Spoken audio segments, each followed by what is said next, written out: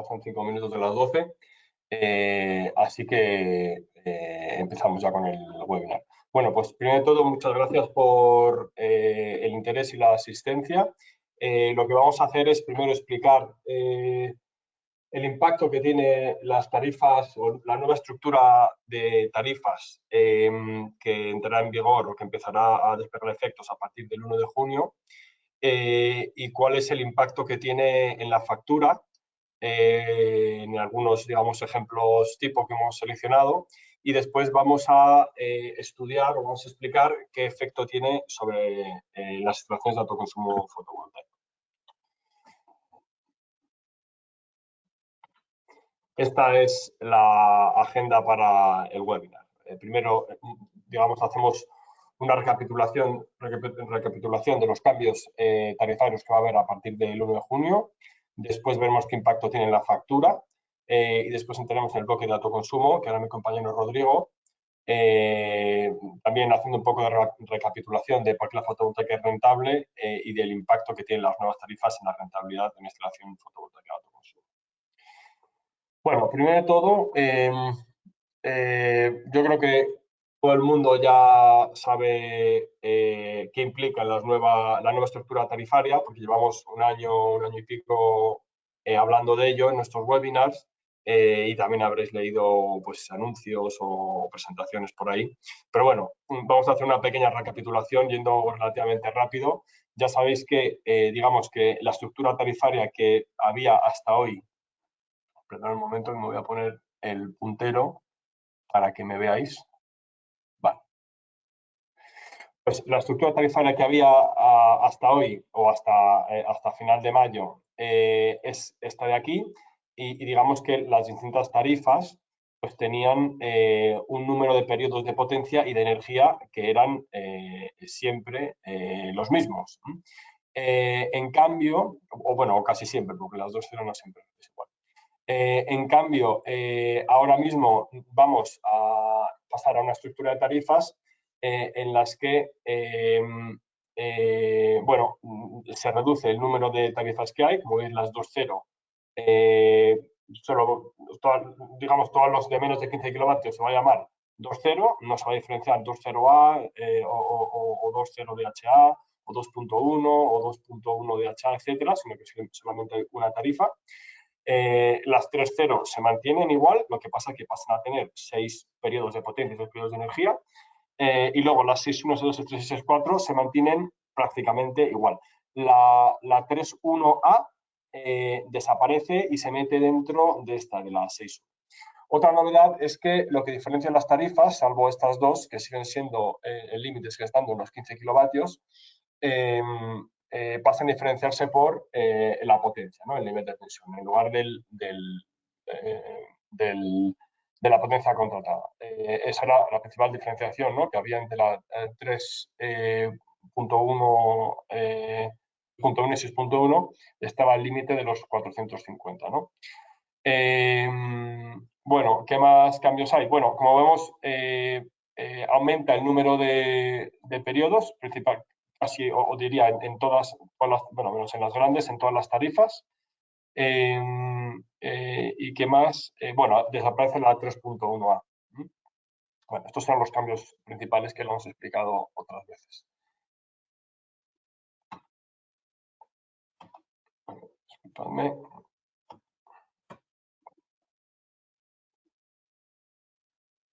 Vale. Después cambia también cómo se define, digamos, los periodos. Sigue habiendo 6 o 3 periodos, pero digamos las horas y los meses en los que, digamos, en los que se define cada uno de los periodos, pues cambia. Por ejemplo, vemos que antes agosto era P6, estaba todo en P6, mientras que ahora pues va a pasar a estar, pues digamos, repartido. No está todo en P6, sino que está repartido en distintas horas a lo largo del día, ¿no? Esto, bueno, todos sábados, domingos y festivos y toda la noche son P6, de 0 a 8, eso a lo largo de todo el año. Bueno, pues esto es un pequeño cambio, ¿no? Se definen unas temporadas, que bueno, que eso vosotros lo veréis metido, digamos, ya en el cálculo de precios que os pasen, ¿no? Después, para las tarifas 2.0, porque esto aquí arriba era para todas las tarifas, excepto las 3.0, las 2.0, es decir, las de 6 periodos. Luego, para las tarifas de 3 periodos, pues la distribución es esta de aquí, ¿no? La discriminación horaria es esta de aquí. Esto tanto para Península, Isla de Baleares, y luego para Ceuta y Melilla es un poco distinto. Pero bueno, esencialmente la parte, digamos, barata es el P3, que va también es la noche, y todos sábados, domingos y festivos. Vale. Haciendo un análisis, digamos, cuantitativo ya, pero de momento un poco, digamos, burdo, para comparar la estructura anterior, que digamos era esencialmente peajes de acceso a la red, ¿no? Tanto red de transporte, red de distribución, y ahora que es, digamos, tenemos que sumar los peajes más los cargos, sabéis que hay un concepto nuevo que se llama cargos, que los determina el Ministerio, en lugar de los peajes, que los determina más bien la CNMC. Bueno, pues la suma de unos más otros es, digamos, la parte roja que veis en el gráfico. Entonces, lo que hemos hecho ha sido hacer una media aritmética, es decir, esto es para los peajes o los cargos, el precio de peajes o cargos, para el término de potencia. Luego vemos el de término de energía. Y entonces, si comparamos, digamos, cada una de las tarifas antiguas con la tarifa que le correspondería, digamos, nueva, ¿no? Con la nueva estructura, y si hacemos una media aritmética de los periodos, que es una cosa que, bueno, no es del todo correcta, pero bueno, simplemente para tener una idea, pues vemos que en lo que es el término de potencia, pues siempre la nueva estructura hace que esos precios sean siempre más baratos en todos los casos, ¿no? Como veis, en algunos es mucho más barato, como por ejemplo aquí o aquí, y en otros es un poco más barato, como por ejemplo aquí, ¿no? Pero bueno, esencialmente la parte fija de la factura, pues digamos que el gobierno ha querido quitarle peso, quiere que pese menos, porque no es un elemento en el que podamos ahorrar fácilmente. El gobierno quiere que ahorremos esencialmente consumiendo menos y consumiendo en momentos en los que la demanda a nivel nacional es menor, es más baja. Si comparamos, hacemos la misma comparación, pero para el término de energía, o sea, el precio de peajes más caros en el caso de los nuevos, pero digamos en el término de energía, el mensaje es, la situación es exactamente la contraria. En todos los casos es más caro. En algunos es mucho más caro, como por ejemplo aquí o aquí, y en otros es un poco más caro, como por ejemplo aquí. O sea, lo que está haciendo el gobierno es, voy a poner más parte del dinero en la parte de la energía en lugar de en la parte de la potencia, ¿no? Lo mismo pasa para los pagos por capacidad. En los pagos por capacidad, los nuevos son mucho más baratos que los antiguos. Lo que pasa que esto también se denomina euros megavatio hora. Lo que pasa es que estos aumentos o esta disminución es mucho más pequeña que este aumento. O sea, fijaos que aquí la escala es totalmente distinta. O sea, aquí estamos hablando, por ejemplo, en la 3.0, por ejemplo, aquí estamos hablando de 4 euros, ¿no? Que la diferencia es, pues, desde 1 hasta 4, pues aquí estamos hablando 3 euros megavatio hora. Mientras que en la energía, aquí se nos está encareciendo, pues, desde 11 o 12, que será esto, hasta 30 y tantos. O sea, aquí hay, pues, casi 30 o 20 y tantos euros, ¿no? Mientras que aquí ahorramos, pues, 3 o 4, como he dicho, ¿no? Y en todos así. O sea, que como resumen, bueno, pues la potencia va a ser más barata, el término de potencia va a tener un importe menor en las facturas en general de media, y el término de energía de media va a tener un importe mayor, ¿no?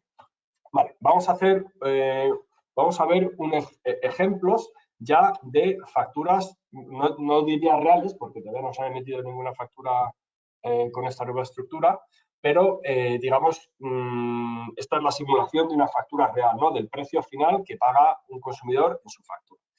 Entonces, hemos hecho 3 casos que son para una 2.0 DHA, una 3.0 y una 6.1, ¿no? Y entonces, lo que hemos hecho es, para que todos lo entendáis, hemos comparado 2 escenarios. Un escenario en la que una parte relativamente pequeña del consumo está en el periodo barato, que en este caso es el P3, y otra que una parte relativamente grande del consumo está en el periodo barato, el P3. O sea, en este caso es un tercio. Digamos, como hay 3 tarifas, lo que hemos hecho simplemente es repartir el consumo. Esta es la hipótesis, ¿no?, de partida, en la que repartimos el consumo a partes iguales en los 3 periodos. Mientras que aquí, digamos que en la parte de la noche o de los fines de semana, de los festivos, ponemos el 60% del consumo. Es decir, este sería un caso de un consumo menos nocturno, este sería un caso de un consumo más nocturno. Alguien que logra consumir mucho, una parte muy grande de su energía de noche, ¿no?, de noche o en fin de semana. Y aquí todo lo contrario, digamos que el consumo por la noche o el fin de semana sería más o menos el mismo que en el resto de periodos, ¿vale? Entonces, ¿qué es lo que encontramos? Bueno, entonces aquí vemos este gráfico, tenemos las tarifas antiguas en esta barra y en esta barra tenemos las tarifas nuevas. Entonces, comparamos cuál es la situación antigua con la situación nueva, ¿no? Cuál es la evolución. Y aquí igual, ¿no? Y en las 3 slides que os voy a mostrar, pues es el mismo análisis, ¿vale? Entonces, bueno, y aquí debajo he puesto una tablita en la que, digamos, pone estos valores en número, ¿vale? Y el total. Y aquí, ¿cuál es el cambio? Entonces, ¿qué es lo que estamos viendo? Pues que en este caso la tarifa se ha encarecido un 22%. La parte de potencia disminuye un 5%, pero la parte de energía crece un 26%. Esto es para una tarifa 2.0, lo que estaba, como os decía al principio. Porque hemos supuesto un consumo de 4 megavatios hora al año. Bueno, y hemos supuesto una potencia contratada que no la tengo aquí ahora mismo, pero bueno, hemos hecho una hipótesis, digamos, realista, ¿no? Y en este caso de aquí, si el consumo es, una parte grande del consumo es por la noche, vemos que el incremento en la factura, en vez de ser un 22%, en este caso aumentaría únicamente un 12%. Digamos que, claro, el consumo de potencia, digamos que el precio del término de potencia también cae un 5%, pero el término de energía aumentaría únicamente un 14% comparado con el 26% anterior. Es decir, este consumidor está consiguiendo trasladar una parte importante de su consumo a la noche o al periodo barato y, por tanto, está consiguiendo paliar el aumento que implica el aumento de precio del término de energía, ¿vale? También podríamos comparar, digamos, esta barra de aquí con esta de aquí. Digamos que aquí este consumidor en total está consumiendo, está pagando, digamos, en el escenario, digamos, diurno y con las tarifas actuales está pagando 178 euros. Y con las tarifas nuevas en el escenario nocturno pasa a pagar 618. O sea, sigue siendo un aumento, pero es un aumento menos significativo. Sería, pues, no sé, de 578 a 618, pues no sé, sería, yo diría que menos de un 10%, ¿no? Esto lo tengo cuantificado. Pero bueno, digamos que esta es la tónica y digamos que se ve el efecto que estaba intentando conseguir el gobierno con este cambio regulatorio, ¿no? Vamos a ver el caso para la siguiente tarifa, que es una 3.0, y esencialmente el mensaje pues, es muy parecido. En este caso estaría aumentando, digamos, con un 17% del consumo en P6, el aumento del coste es un 15%, que viene motivado principalmente por un aumento del coste de la energía en un 23% y una disminución muy importante del término de potencia, un 74%. En cambio, si vamos al escenario, digamos, nocturno, en el que una parte muy importante de los consumos, el 60% en este caso, se producen en P6, el consumidor logra desplazar consumos a esos momentos, pues entonces ahí el aumento de la factura va a ser únicamente un 8% comparado con el 15 o el 16% del caso, digamos, el escenario, digamos, diurno, ¿no? La potencia también cae pues, pues mucho, y la energía aumenta pues mucho menos, ¿no? Y en el caso de una 6.1, pues los mensajes son similares, o sea, los aumentos son menores, aquí es un 10% y un 7%, pero también, que también viene motivado por un aumento de los costes del término de energía en un 11% o un 8% respectivamente, y una caída del precio o del coste del término de potencia de un 27% en otros casos. Entonces, para resumir, o sea, de media la factura se encarece, y se encarece principalmente para consumidores pequeños. Vemos que los aumentos en este caso serían 12, 8, 7, esto es para el caso de la tarifa doméstica, la intermedia y la grande, digamos. Entonces, aumenta un 12, un 8 y un 7 si el consumidor logra desplazar un porcentaje grande de su consumo a P6, mientras P6 o P3 si fuera la tarifa pequeña, ¿no? Según corresponda, la tarifa barata, vamos. Mientras que si no consigue desplazar una parte importante de sus consumos a P6, al periodo barato, pues entonces el aumento de la factura es 22, 15 y 9, ¿no? Más pequeño es el aumento cuanto más grande es la tarifa, pero claramente es mucho más grande que si consiguiera desplazar esos consumos.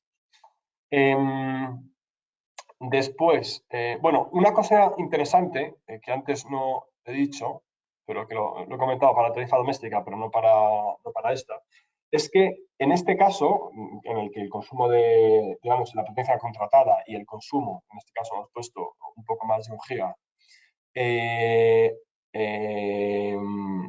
bueno, vamos, que es la misma en los dos casos, es que, digamos que con las tarifas actuales y consumiendo una parte pequeña en P6, el cliente está pagando 159.000. Con las nuevas tarifas, si luego traspasar una parte importante de su consumo al P6, la tarifa, o sea, el precio llega a ser incluso menor. De 159 logra bajar a 155. Pero claro, tiene que conseguir pasar una parte importante de su consumo a P6, del 17 al 60%.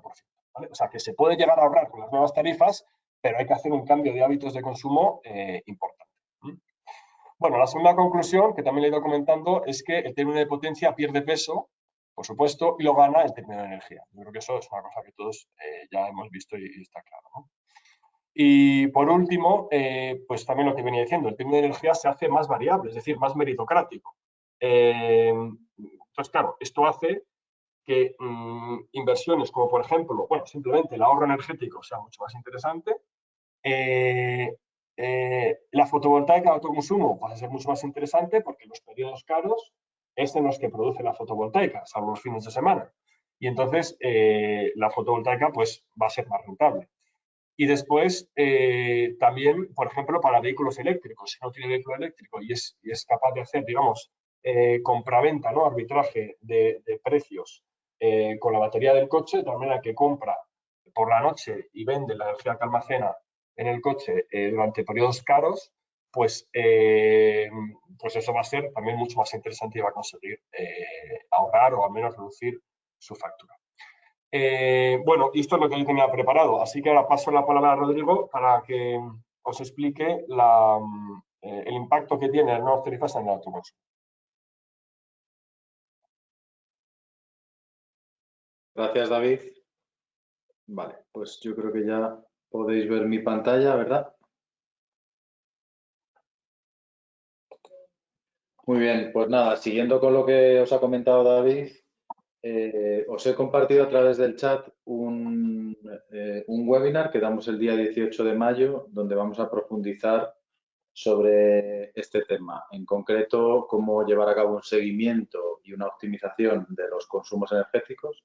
Interesante para cualquier empresa, pero tanto si tienes consumos eléctricos o de gas de gran volumen unitario o tienes una gran cantidad de multipuntos, tiene sentido que hagas un seguimiento y que además te apoyes en software o en herramientas informáticas para poder llevarlo a cabo.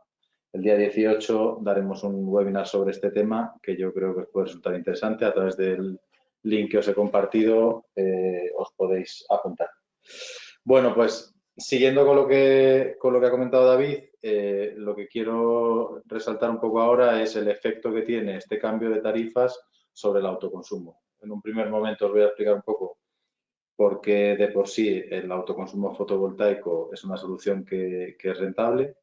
Y luego analizaremos el efecto que tiene en concreto a mismas condiciones, solo el cambio en los precios, el cambio en la estructura tarifaria, en la rentabilidad de una instalación fotovoltaica.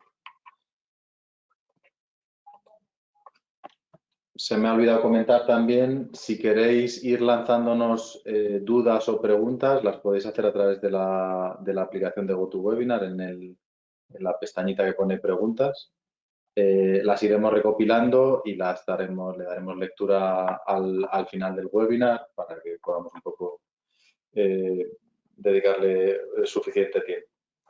Vale, pues básicamente, bueno, el autoconsumo consiste en producir electricidad en la cercanía de mis instalaciones para inyectarla dentro de mi red. Está regulada por el Real Decreto 244/2019 y ya los números que está arrojando en cuanto a potencia instalada son bastante relevantes. El año pasado, que fue el primer año completo desde que se organizó el autoconsumo, se legalizó y se reguló en España de una forma ya, digamos, bien hecha en 2019. El primer año completo fue el año pasado, que además fue el de la pandemia.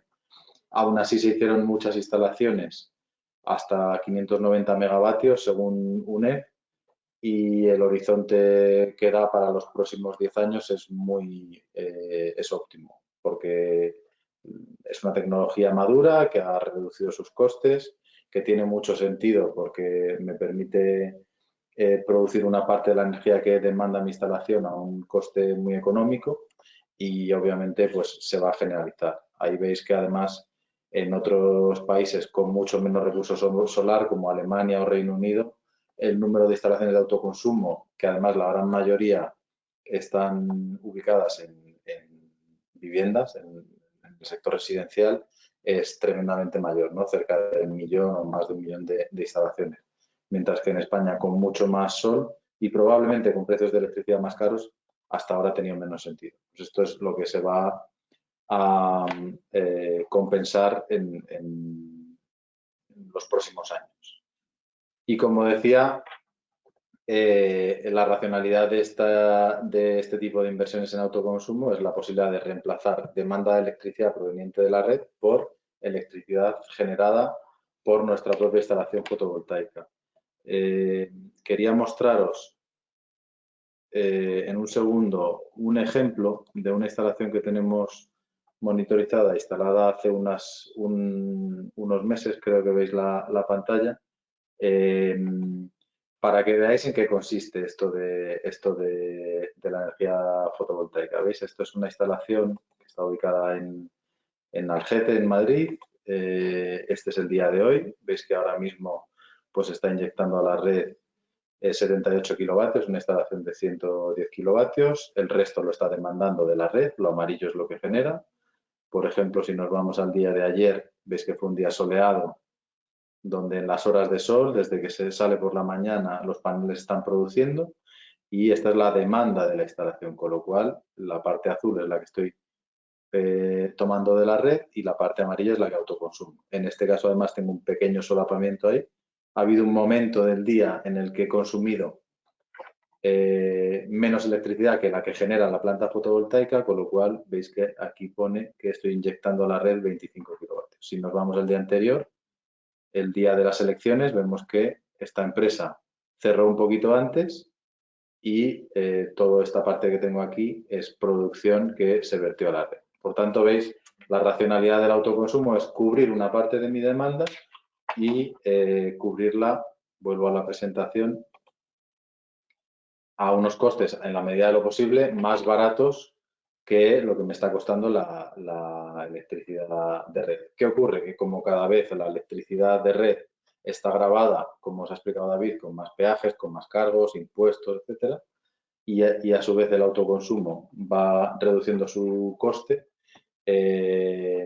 porque van generándose economías de escala y cada vez es más barato, pues termina siendo más competitivo. ¿Cuáles son las variables que más influyen en que el autoconsumo fotovoltaico sea más o menos rentable? Bueno, pues desde nuestro punto de vista serían estas 4 variables. La primera de todos es tu perfil de consumo. Si yo tengo un volumen de consumo estable, muy alto durante los 7 días de la semana, los 12 meses del año, en horas de sol, mi perfil es idóneo para el autoconsumo. ¿Veis ahí el ejemplo de un hotel? Aquí en la curva que veis del hotel, lo que hemos hecho es poner la potencia que tiene demandada hora a hora durante todas las horas del año. Y veis que es como una meseta, ¿vale? Prácticamente es una curva descendente, porque aquí habrá horas en las que tiene más equipos encendidos y por tanto consume más, pero siempre tiene un nivel alto de demanda. Compara con una industria, por ejemplo, que solo abra de lunes a viernes y cierre prácticamente todos sus procesos sábado y domingo. Aquí es más una especie de stick de hockey donde baja mi demanda. Bueno, pues la de la izquierda es obviamente más interesante para fotovoltaica, puedo poner incluso más potencia con respecto a la que demanda, porque tengo una estabilidad de demanda durante los 7 días de la semana, los 12 meses del año. ¿Vale? Eso es una de las variables que me va a influir mucho en la rentabilidad de mi instalación. Obviamente la segunda es donde me ubique. No es lo mismo que estemos en Almería o en Ciudad Real que estemos en Lugo o San Sebastián. No tengo el mismo nivel de recurso solar y por tanto pues me va a afectar en mi rentabilidad. Ante esto realmente poco puedo hacer, pero bueno. El tercer punto que podemos tener en cuenta y que afecta mucho a la rentabilidad del autoconsumo fotovoltaico es cómo y dónde ubico mi instalación. Si tengo una cubierta, por ejemplo, que está bien orientada al sur, o realmente tengo una cubierta a 2 aguas mal orientada o incluso con poca disponibilidad de espacio en zona sur, me tengo que ir a una lateral este, oeste, etc. Si soy capaz de inclinar los paneles a un número de grados suficiente como para obtener todo el recurso solar o no. Si tengo algún tipo de sombra que me afecte a los paneles. Todo esto también va a influir en mi instalación. Y el último punto, que realmente también afecta mucho, son los costes. Y cuando hablamos de costes, hablamos de la comparativa entre lo que me cuesta la instalación fotovoltaica, y aquí fundamentalmente lo que tenemos que decir es que las instalaciones están convergiendo gracias a que se incrementa la oferta a precios cada vez más competitivos. Obviamente hay diferencia entre instalaciones pequeñas por debajo de 10, 20, 30 kilovatios, que son, digamos, algo más que un doméstico, pero para pequeña, para pyme, etcétera, y instalaciones ya por encima de 100 o 200 kilovatios, pero en general lo que digo son costes convergentes y cada vez más competitivos. Y esto va a comparar con el precio de la energía, ¿vale? Que es contra lo que competimos. Al final, una instalación fotovoltaica que yo implemento tiene un coste y ese coste lo divido por todos los kilovatios hora que va a producir durante toda su vida útil. Y ese precio del kilovatio hora es el que tengo que comparar con el precio de la electricidad de red, ¿vale? ¿Cuánto me cuesta como consumidor final que soy el kilovatio hora que compro de la red? A mayor precio unitario de este kilovatio hora, mayor rentabilidad. Y lo que hemos hecho es, por tanto, hacer un análisis de cómo afectan los nuevos precios a las principales tarifas comerciales. No tanto en las domésticas, donde sí que ha entrado David. Nosotros nos hemos centrado de lo que eran las 3.0 en adelante, porque son las más típicas a nivel empresarial, donde podemos poner instalaciones fotovoltaicas. La idea era, el objetivo, comprobar si ahora es más o menos rentable cubrir parte de la demanda con autoconsumo fotovoltaico y las premisas que hemos optado que hemos tomado para el análisis es que nos centramos en tarifas a partir de 15 kilovatios. Solo vamos a analizar el efecto del término de energía porque es la parte variable, es decir, luego las empresas tendrán un efecto, como os ha explicado David, en el término de potencia, pero ese no, normalmente no se tiene en cuenta o apenas se tiene en cuenta a la hora de implementar una instalación fotovoltaica. Hemos cogido curvas de carga en Madrid, digamos que es un poco representación de lo que es la península, y con el calendario tarifario peninsular, ¿vale? Asumimos que la instalación tiene un 100% de aprovechamiento, es decir, que se ha dimensionado una planta fotovoltaica que permite aprovechar toda la energía que se genera y que no genera excedentes porque complicaría un poco el análisis. Y hemos tomado precios de energía vigentes de empresas que cerraron contratos hacia finales del año pasado. Vale, pues esto es un poco el análisis. Os explico lo que vemos en la diapositiva. Este es el impacto sobre una tarifa 3.0. Vale, voy a tomar el puntero para que veáis. En esta parte de la izquierda, lo que tenemos arriba es el calendario antiguo de la 3.0A, ¿vale? Que veis que eran 3 periodos, 1, 2 y 3, en función del mes del año y de la hora del día, se repartían los tiempos.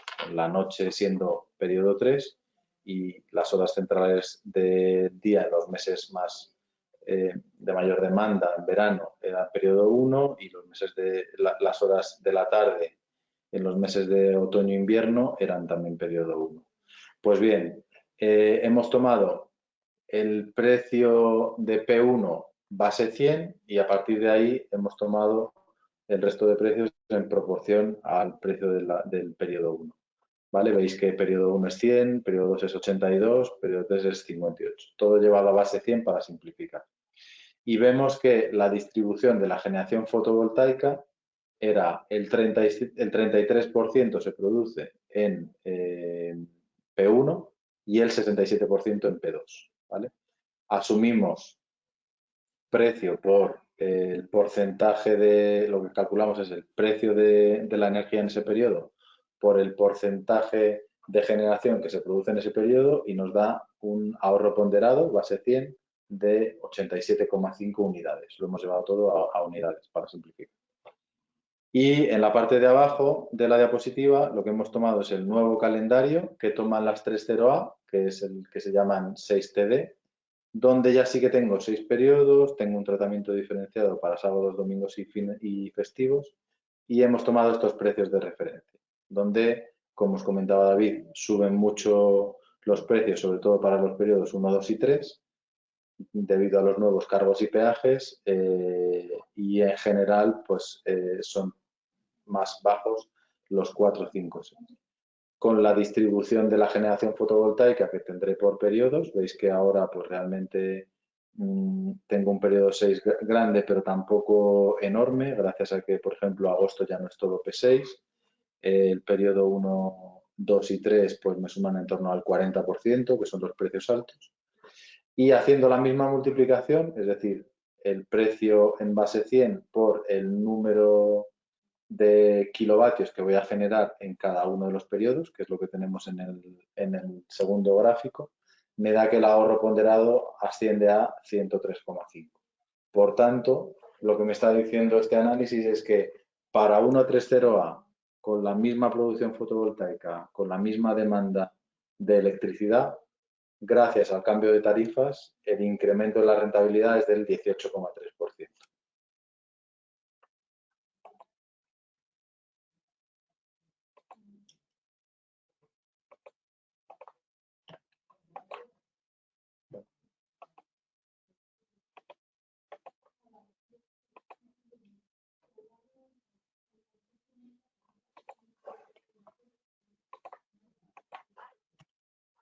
Vale, y hemos hecho el mismo análisis, perdón, para la 3.1A.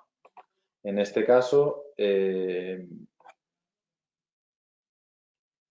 sí que teníamos en el calendario antiguo de la 3.1A unos niveles de precios para sábados, domingos y festivos, mismo ejercicio, precios en base 100, multiplicado por la generación fotovoltaica que se genera para cada uno de los periodos, nos da este ahorro ponderado, ¿vale? Al instalar 1 kilovatio, digamos, de fotovoltaica, y lo comparo con el calendario de la 6TD, que es el que les sustituye, y con los nuevos precios que tendría recalculados en base a la nueva estructura de cargos y peajes para una tarifa 61TD, que es la antigua 31A, los precios que obtendrían. Con lo mismo, multiplicando esos nuevos precios por la generación fotovoltaica que voy a tener por periodo en un punto central de la península, me da que el ahorro pasa a ser 87,4. En este caso, una 31A incrementa el ahorro económico por autoconsumo fotovoltaico en un 10%, un 9,8 nos sale, ¿vale? Y por último, tendríamos la foto de lo que es una tarifa antigua 61A, que ahora pasará a llamarse 61TD. ¿Vale? Aquí estamos comparando el calendario. Es verdad que aquí hay más similitudes, no ha habido tanto cambio, pero sí que bueno, se ha acelerado un poco y se ha incrementado el peso de los periodos 1, 2 y 3. Como veis, antes suponían en torno al 30%, ahora ya estamos hablando de casi el 40% y son los periodos de mayor precio. Lo mismo, multiplicábamos en el caso antiguo los precios de P1 a P6 por la cantidad de energía fotovoltaica que se producía en cada periodo, me daba un ahorro ponderado de 69,5 unidades y haciendo el mismo ejercicio con los precios nuevos y la producción fotovoltaica por periodo, tengo un ahorro ponderado de 78,5 unidades. Por tanto, en el caso de las 61A, arroja un ahorro del 13%. Con lo cual, hemos visto que el autoconsumo fotovoltaico me está proporcionando ahorros que van desde el 9,8 hasta el 18% en función del tipo de tarifa. Esto obviamente depende de los precios de los que parta cada uno, de lo que negocie, etcétera, pero estamos viendo, digamos, ceteris paribus, bajo las mismas condiciones de contorno, un mayor ahorro de la fotovoltaica, que es al final algo bastante evidente. David en la primera parte os ha dicho que la nueva estructura tarifaria trae incrementos de costes. Obviamente, si trae incrementos de costes, lo que se arroja es que va a traer mayor rentabilidad para las inversiones en autoconsumo fotovoltaico.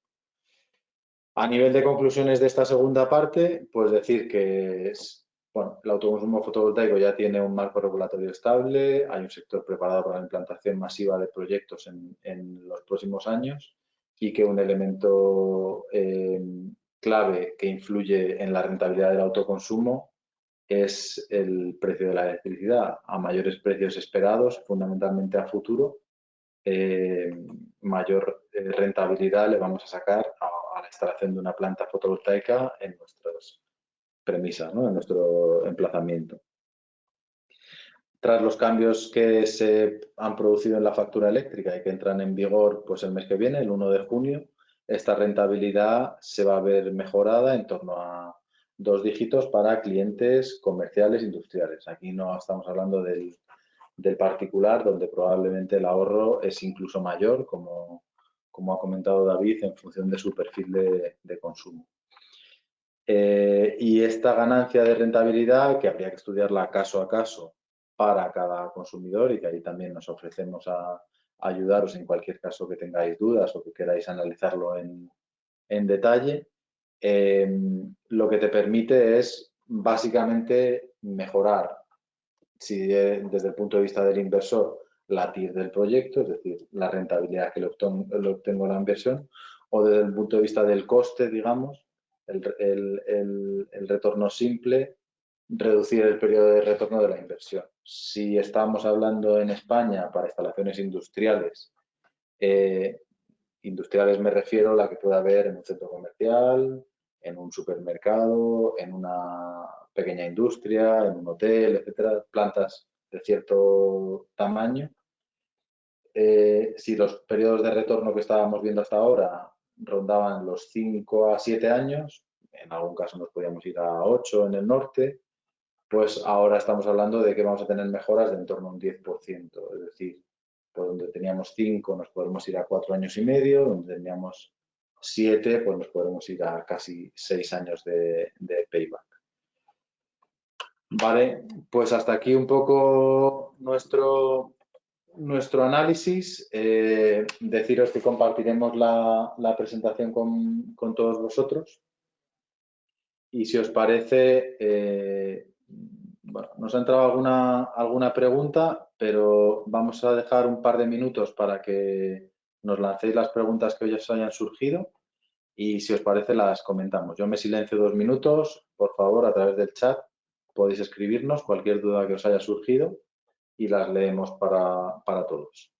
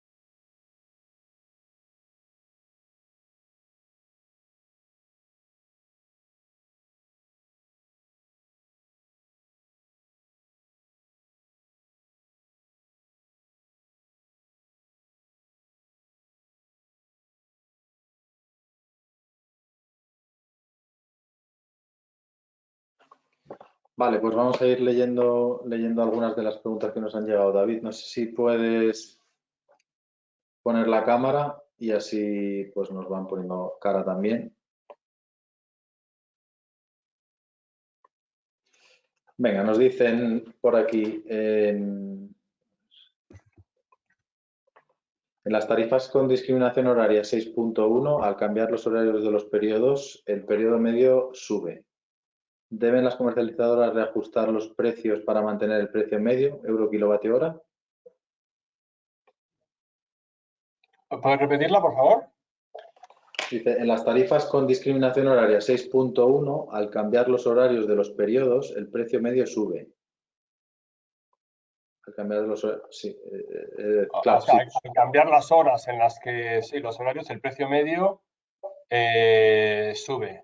Bueno, pero no es por Sí. cambiar las horas, es porque cambian los precios, o sea, cambian el precio de los peajes. Claro, Los esto peajes. solo tendrías que subirlo si tú tuvieses una tarifa con tu cliente en la que le garantizas un precio medio.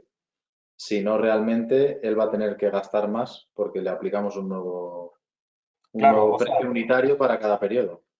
o sea, entiendo que esta llamada, esta pregunta es de una comercializadora, o sea, la comercializadora va a aplicar su margen por megavatio hora, igual que lo aplicaba antes, y va a construir el precio basado en un precio medio de referencia, de su cobertura o la predicción del mercado, digamos, pues la que sea.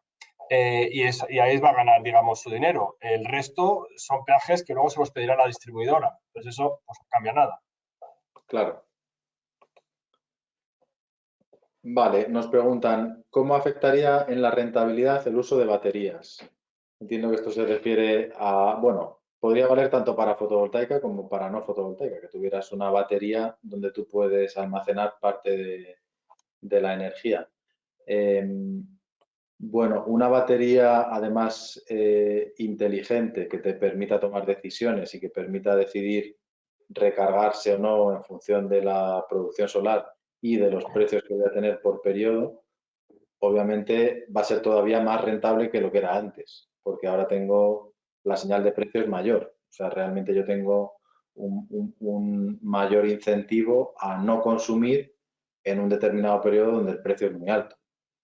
Por lo tanto, esto va a favorecer la incorporación de las baterías a las instalaciones. Claro. Vale, más preguntas.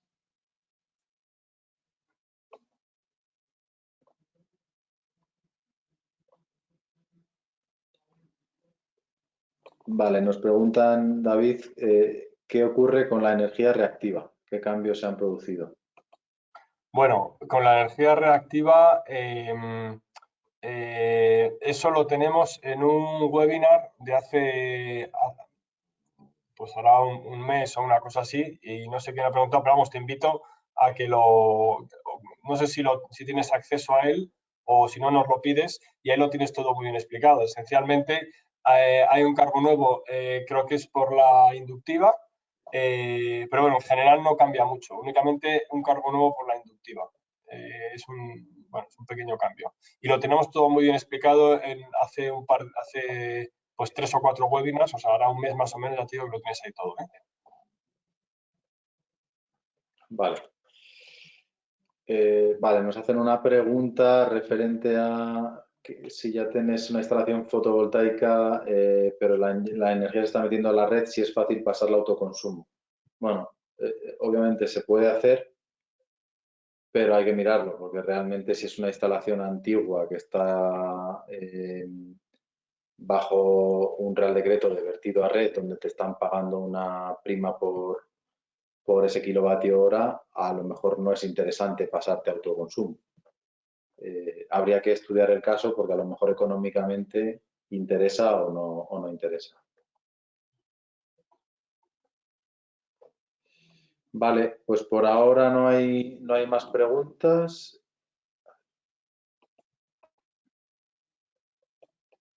Pues lo vamos a dejar aquí entonces. A ver, una más, sí, ha entrado aquí una más.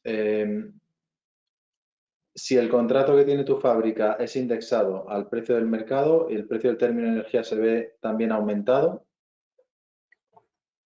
Sí, sí, también, por supuesto. O sea, esto da igual que el contrato tenga un precio fijo o un precio indexado, no impacta para nada. O sea, que digamos que cuando uno construye su precio, la parte que viene, digamos, del coste del precio mayorista, el precio del mercado,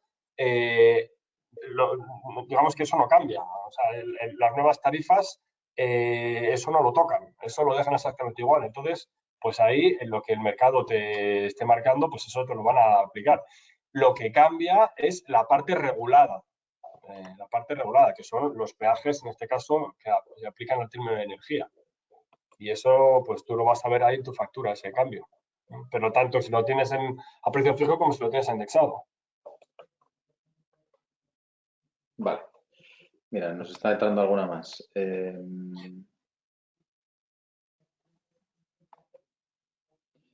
Bueno, no sé si es una pregunta o un comentario. Se supone que desde el 18 de marzo establece que la reactiva capacitiva, el precio por pasarte es cero. Hasta el año que viene se supone que no van a penalizar. No sé si es una... Pues es que, a ver, eso remito otra vez a nuestro webinar, porque es que eso no me lo sé bien, tendré que preguntar a una compañera. Ya os digo que va a haber un cargo nuevo, una penalización nueva por capacitiva en P6, pero es mejor que vayas a la presentación para los detalles, que fue en marzo el webinar.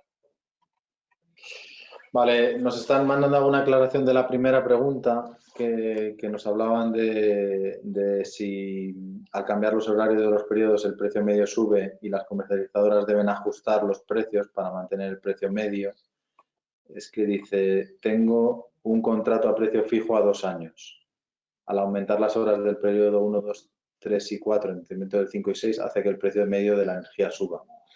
Lo que ocurre es que yo creo que las comercializadoras se guardan esta carta. Si hay un Claro, cambio regulatorio, te claro, van o sea, a modificar las condiciones del contrato. efectivamente, o sea, en los precios fijos, en los contratos tienes que revisar tu contrato, revisarlo bien, pero un precio fijo implica que el precio de referencia con el que construyes el precio, digamos, es fijo.